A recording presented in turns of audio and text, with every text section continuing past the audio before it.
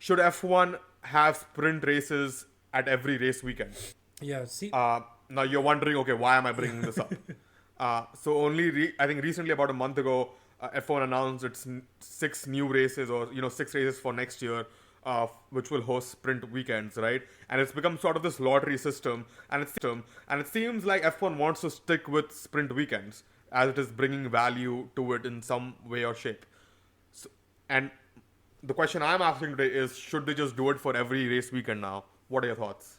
I don't think F1 wants to do it for every race weekend. First of all, should they do it? No, because as we know, we don't like sprint races that much, right? No. Just yeah. Okay, carry on, Okay, carry on, okay. carry on.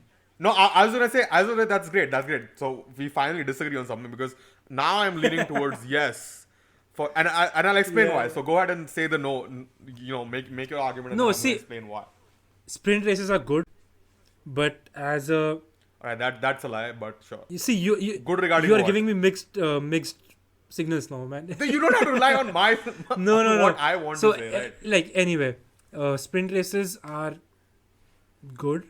They sort of generate action. They sort of keep people engaged.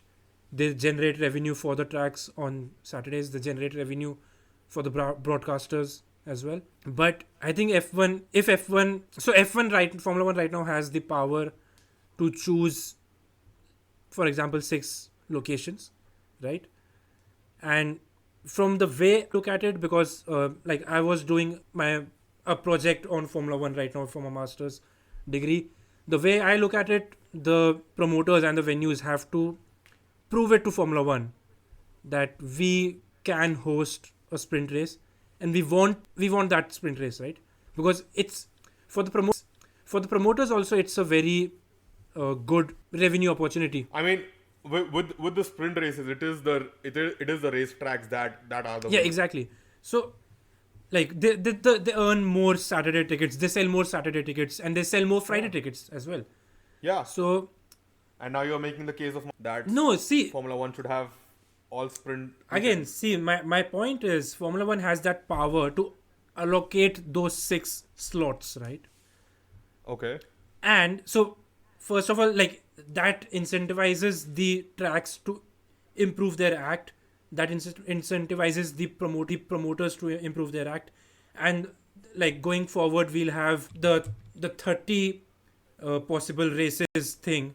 And as we talked about, if we want to, like we talked about last year, that if we want to rotate some tracks or whatever, so it creates that atmosphere to for promoters to build better events, basically. At the same time, if there is a sprint race every weekend, the cost cap will need to go up by at Yeah. least 20 Yeah. million. Like that's Yeah. that's my conservative estimate, and I don't know anything about how a Formula One works and how the teams work. I'm just assuming 20 million, right? I mean, you can just calculate the amount of race miles they'll put on, and Yeah, like have yeah, make an yeah. estimate. Yeah, yeah, yeah. But like they'll like operationally they'll run longer. Jeopardy increases for crashes and for all sorts of things. So I don't think Formula Yeah. One wants to lose that as well.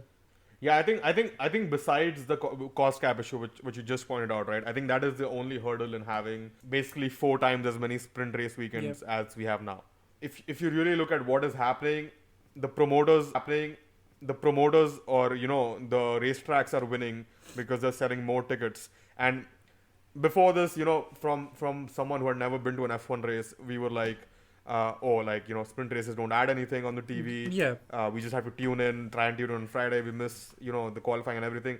But the reality for those on track, you really need a competitive session each day in order to really appreciate or want to go and, spend that much money on track. Additionally, I don't think the TV numbers are dropping significantly enough. If anything, they're increasing right now for all days. So there is not a case to cater to the audience, that is saying, oh, we want qualifying on Saturday. There is just not a yeah. case for that, That's true as well. right? So the only aspect of, or the only thing between hosting sprint races every race weekend is the cost Yeah, cap. I mean, So if there can be a work around the cost cap, and if there is enough resources for the teams to increase the cost cap by enough to allow for that many sprint race weekends, I don't see why F1 shouldn't host sprint races every weekend and just have a sprint cup, Yeah. and have prize money attached to that, Yeah. right? And obviously, my perspective changed after going to my first F1 race earlier this year. Yeah. And a competitive session is necessary each day from a spectator's perspective, a race promoter's perspective, and the track's perspective.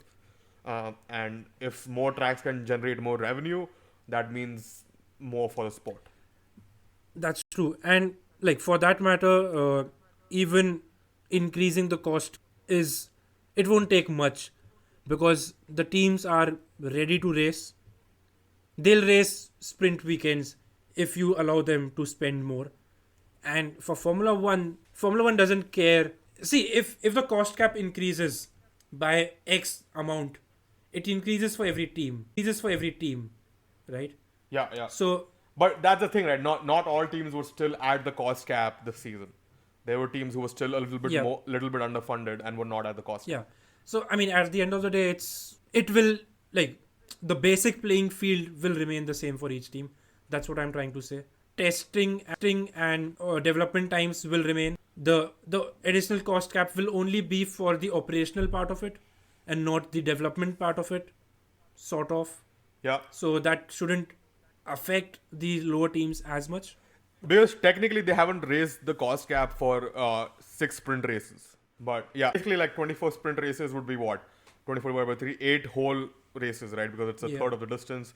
So 8 more races. So the cost cap would be substantially increased. Like you said, about 20%. So yeah, I don't know what the operational costs are, so it's hard to comment.